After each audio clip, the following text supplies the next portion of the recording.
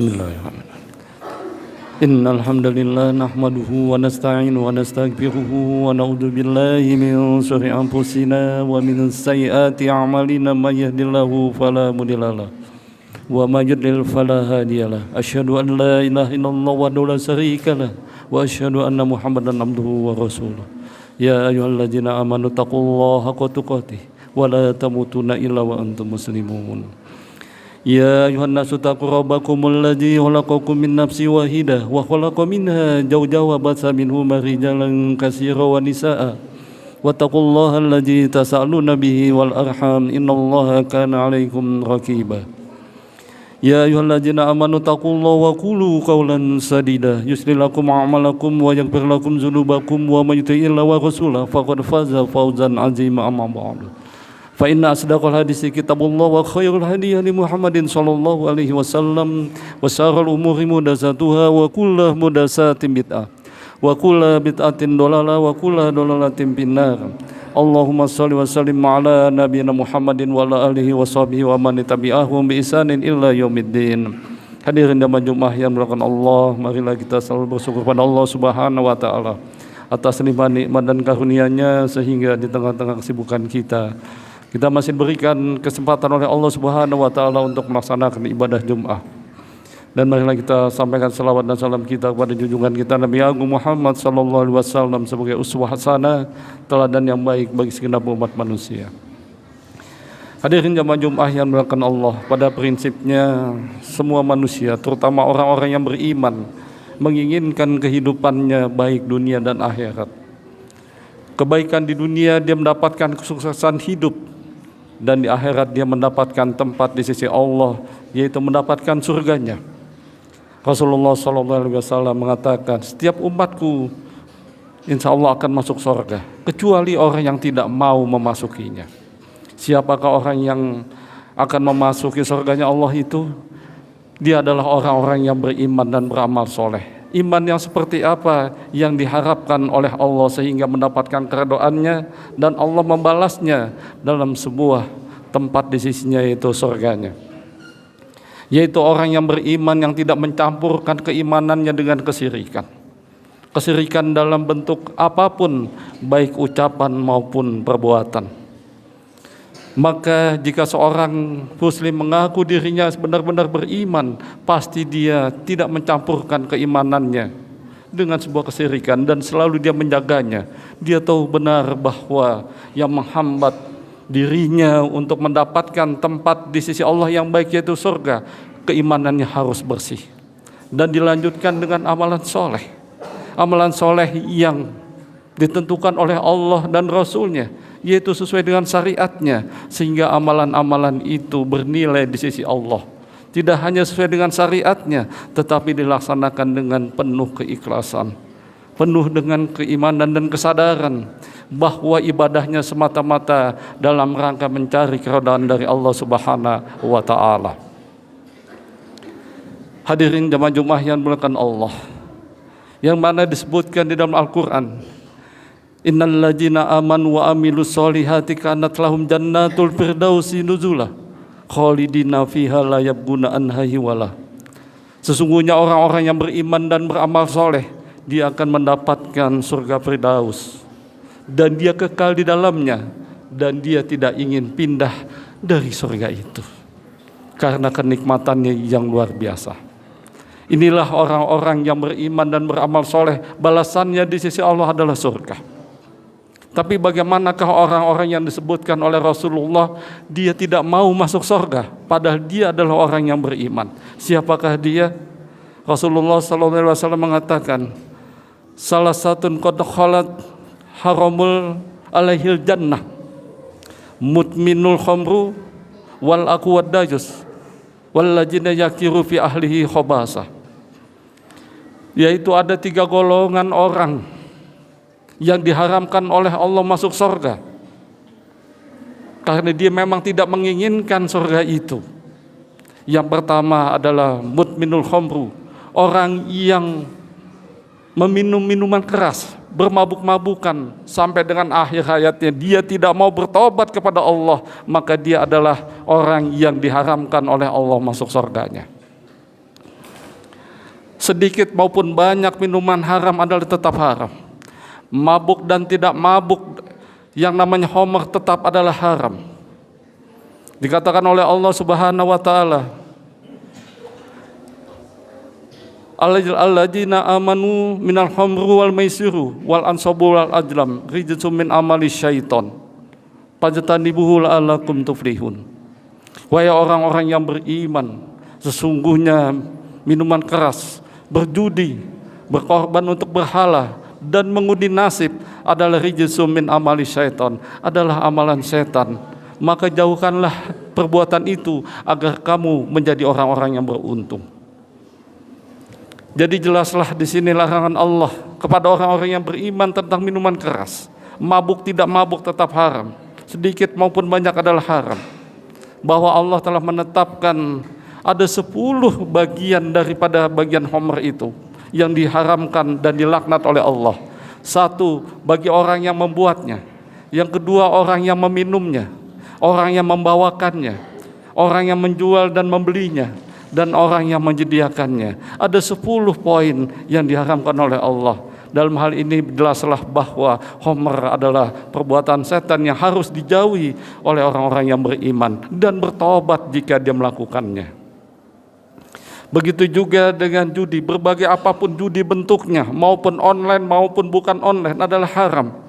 Begitu juga dengan berkorban untuk berhala, dalam bentuk sesajen apapun, dalam bentuk sedekah laut, sedekah bumi apapun bentuknya, dan sesembahan atau sesuguhan apapun yang disampaikan atau diperuntukkan oleh makhluk halus, itu adalah sebuah kesyirikan yang harus dijauhi. Begitu juga dengan ajlam. Ajlam adalah mengundi nasib. Mengundi nasib dengan anak panah. Silakan mengundi nasib dengan apapun, dengan lintingan kertas dengan bentuk apapun yang namanya undian nasib adalah haram. Namun hal ini jarang disentuh oleh para dai maupun mubalik, bahwa ajlam itu sangat kental di masyarakat. Tapi jarang orang yang ngeh atau sadar bahwa hal itu adalah dosanya sama dengan khamr dan judi dan menyembah berhala. Maka dari itu jauhkanlah perbuatan itu, karena dia termasuk rijsum min amal setan. Perbuatan yang keji merupakan amalan setan yang harus dijauhi jika kita menginginkan orang-orang yang beruntung. Hadirin jamaah Jumat yang dimuliakan Allah. Kemudian yang kedua adalah orang-orang yang diharapkan atau diharamkan oleh Allah masuk surga adalah wal aqwadayus. Siapakah dia wal aqwadayus? Yaitu suami yang membiarkan keburukan di dalam rumah tangganya. Istrinya dibiarkan tidak ngaji, istrinya dibiarkan berpakaian keluar rumah dengan aurat yang terbuka, dengan pakaian yang mengumbar pandangan-pandangan yang bisa merusak daripada ketentuan-ketentuan nilai-nilai syariat. Begitu juga seorang suami, seorang kepala keluarga yang membiarkan anak-anaknya tolol, anak-anaknya bodoh, anak-anaknya yang kagak ngaji, anak-anaknya yang tidak mau belajar, anak-anaknya yang disekolahkan di tempat sekolah yang asal sekolah, sehingga dia lahir sebagai generasi yang rusak, generasi yang bebel. Inilah orang-orang tua dayus. Dia tidak bertanggung jawab terhadap masa depan anaknya dan generasi berikutnya. Padahal Allah Subhanahu wa taala mengatakan, jangan kamu meninggalkan generasi yang lemah di belakangmu sehingga kamu khawatirkan kesejahteraan atasnya.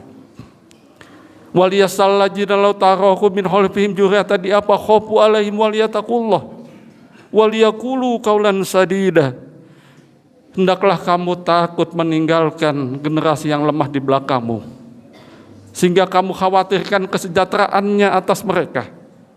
Dan hendaklah kamu takut kepada Allah dan kamu berkata dengan qaulan sadida, perkataan yang benar.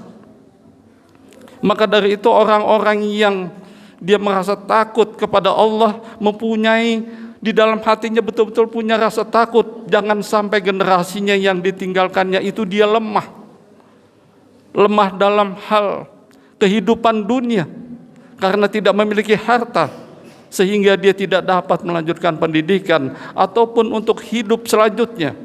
Maka seorang suami yang menyadari hal itu, dia menghindari jangan sampai dia menjadi suami yang dayus atau kepala keluarga yang dayus.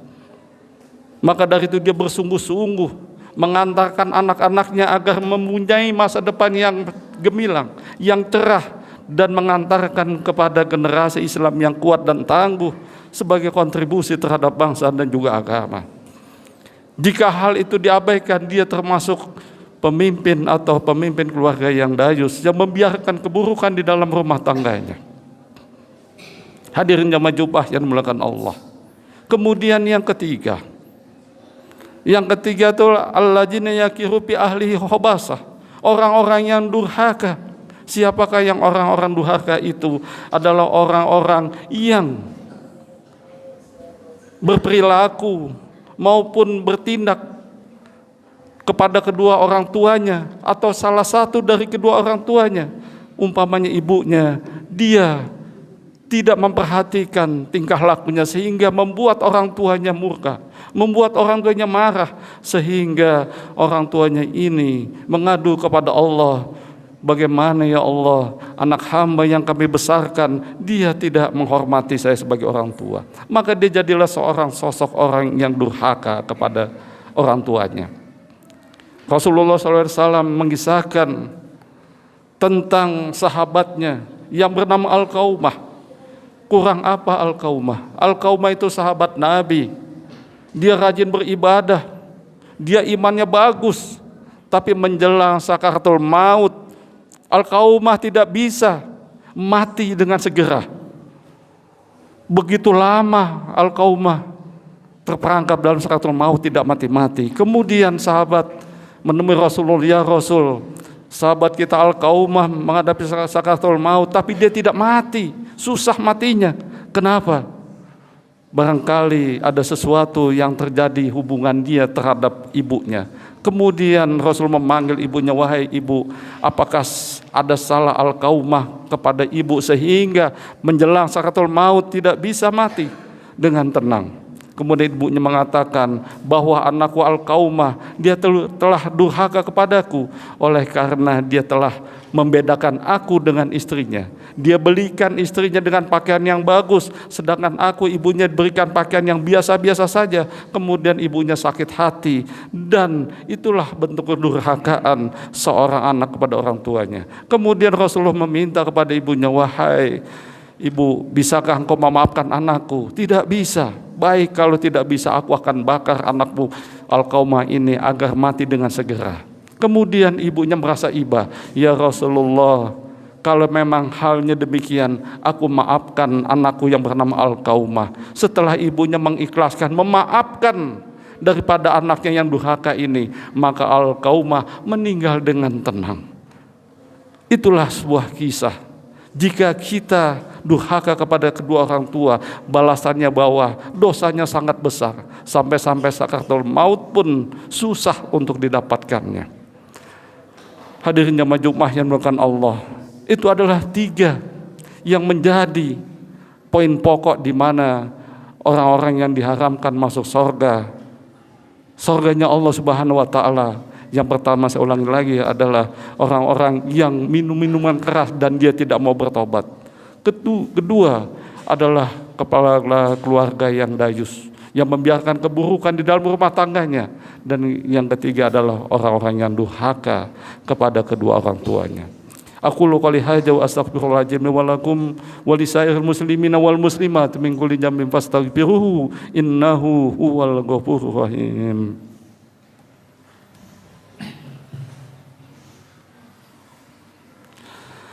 Alhamdulillahirabbil alamin wal akibatu lil muttaqin wala udwana illa 'alal zalimin. Asyhadu an la ilaha illallah al malikul haqqul mubin wa asyhadu anna muhammadan abduhu wa rasuluhu al mab'utsur rahmatan lil alamin. Wa salatullahi wa salamu ala nabiyina Muhammadin wa ala alihi wa sahbihi wa man tabi'ahum bi ihsanin ila yaumil amma ba'du. Fa ya ayyuhal ikhwanu fiddin usikum wa iyaya bi taqwallahi haqqa taqwahu wa la tamutunna illa wa antum muslimun. Hadirin jamaah Jumat yang dimuliakan Allah, marilah di khutbah yang kedua ini, bahwasannya kita sebagai orang-orang yang beriman, maka jangan sampai kita digolongkan termasuk orang-orang yang diharamkan masuk surga oleh Allah Subhanahu wa taala. Dan juga tentunya kita mohon kepada Allah agar kita sebagai kepala keluarga, pemimpin keluarga haruslah memiliki suatu sifat yang amanah, bahwasannya keluarga adalah tanggung jawab kita. Kita tidak mungkin berlepas tangan karena ini memang sudah merupakan kewajiban kita agar dapat membangun keluarga kita dengan baik. Tidak sempurna iman seseorang manakala dia belum berbuat baik kepada keluarganya. Maka dari itu berbuat baik kepada keluarga, menjaga keluarga, diri dan keluarganya dari api neraka merupakan suatu perintah Allah. Qu anfusakum wa ahlikum naro. Jagalah dirimu dan keluargamu dari api neraka. Inilah suatu kewajiban bagi pemimpin keluarga, menjaga anak-anaknya, menjaga istrinya, agar jangan sampai dia terjebak pada suatu perbuatan yang mengantarkannya kepada kebinasaan, yaitu nerakanya Allah Subhanahu wa taala. Marilah kita mohon kepada Allah Subhanahu wa taala agar Allah memberikan kekuatan kepada kita. Sebagai imam keluarga tentu Allah berikan supaya kita memiliki kemampuan dan kekuatan untuk mewujudkan sebuah tugas dan tanggung jawab, yaitu membimbing keluarga kita kepada jalan yang diridhai oleh Allah Subhanahu wa taala. Keluarga yang dirahmati, keluarga yang diberikan suatu penerangan dan kebaikan. Marilah kita mohon kepada Allah Subhanahu wa taala. Alhamdulillahirabbil alamin wassalatu wassalamu ala nabiyina Muhammadin wa ala alihi washabbihi wa man tabi'ahum bi ihsanin ila yaumil. Allahumma ighfir lil muslimina wal muslimat wal mu'minina wal mu'minat al ahya'i minhum wal amwat. Rabbana ighfir lana wal ikhwanina alladzina sabaquna bil iman. Wala taj'al fi qulubina ghillan lil ladzina amanu rabbana innaka ghafurur rahim. Allahumma inna nas'aluka hubbaka wa hubba ila hubbik. Allahumma asin akibatana fil umur kulliha wa ajirna min dunya wa ajabil akhirah. Rabbana atina min ladunka rahmah wa lana min amrina rasada. Rabbana atina fid dunya hasanah wa fil akhirati hasanah wa qina azabannar. Subhana rabbika rabbil izzati amma yasifun wa salamun alal mursalin walhamdulillahi rabbil alamin walhamdulillah Akbar. 98 FM Purnama Sidi Wonosobo, mencerahkan, inspiratif.